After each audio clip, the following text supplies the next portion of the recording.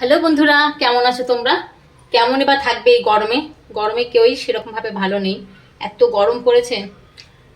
তো গরমে এবার ভালো রাখবে কি আমি বলে দিচ্ছি। এবার ভালো রাখবে এই আম, কাঁচা আম। তো কাঁচা আম কিভাবে ভালো রাখবে? কাঁচা আমের আম পানা খেতে হবে, তবে কাঁচা আম ভালো রাখবে আমাদেরকে। আর দেখো, কাঁচা আমের আম পানা এমন বেশি খরচও না, বেশি কষ্টের কাজও না যে হ্যাঁ খুন্তি নাড়তে হচ্ছে, এই করতে হচ্ছে, সেই করতে হচ্ছে, বা এত কিছু উপকরণ লাগছে, কিছুই না। এই যে আম নিয়েছি, কাঁচা আম, চিনি বেশি না অল্পই নিয়েছি, লবণ, বিট লবণ, চাট মশলার গুঁড়ো, জলজিরা আর গোলমরিচের গুঁড়ো। একটু ঝাল ঝাল হবে সেই জন্যই আমি একটু রাখছি। আর লেবুর পাতা ড্রেসিংয়ের জন্য আমি এটা একটু নিয়েছি, ড্রেসিংয়ের জন্য যখন আম পানা রেডি হয়ে যাবে তখন উপর থেকে খালি একটু ছড়িয়ে দেওয়ার জন্য। পাতিলেবুর পাতা আমি নিয়েছি।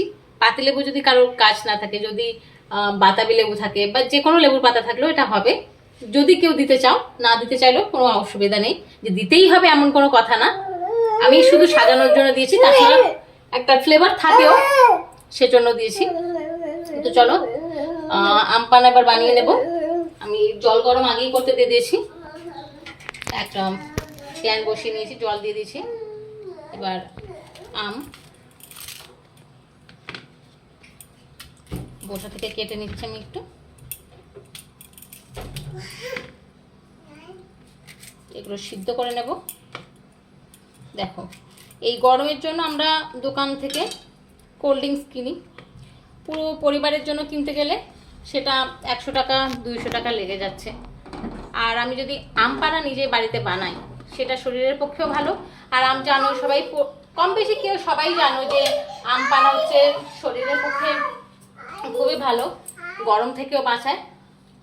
তো একলাও যদি খাও কোল্ড ড্রিঙ্কস, তাহলেও তোমাদের 20 থেকে 30 টাকা লেগে যায়। এটা তো দেখতেই পাচ্ছ কি কি উপকরণ দেখালাম, কিন্তু ক টাকা লাগবে? খুব কম খরচে, খুব কম সময়ে, কম পরিশ্রমে সবকিছুই বলতে পারো পারফেক্ট একটা ড্রিঙ্কস। তো চলো আম সিদ্ধ হয়ে নিক। আম সিদ্ধ হয়ে গেছে, এবার আমি আম তুলে নিচ্ছি। আমগুলো তুলে ভালো করে এগুলো ঠান্ডা করে নেব আগে। এবার আমি আম থেকে এই শাঁস এইভাবে আস্তে আস্তে বার করে নেব।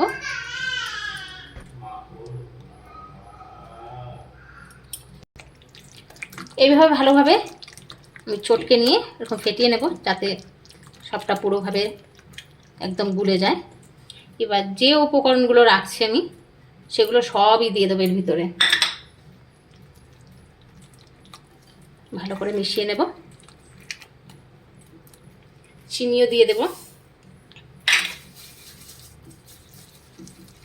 ভালোভাবে মিশিয়ে নেব।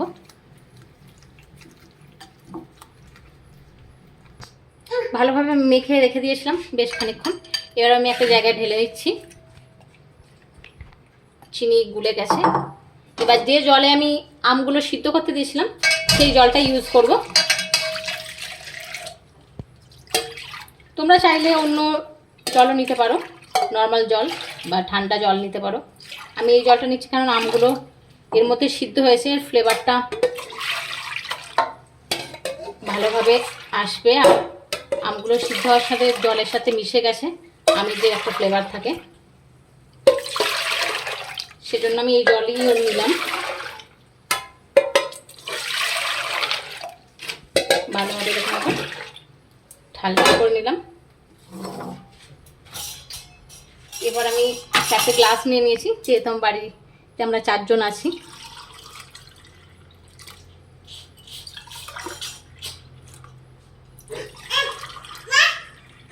কি একদম পারফেক্ট হয়েছে 4টি। এবার ওপর থেকে একটু লেবুর পাতা ছড়িয়ে দিচ্ছি।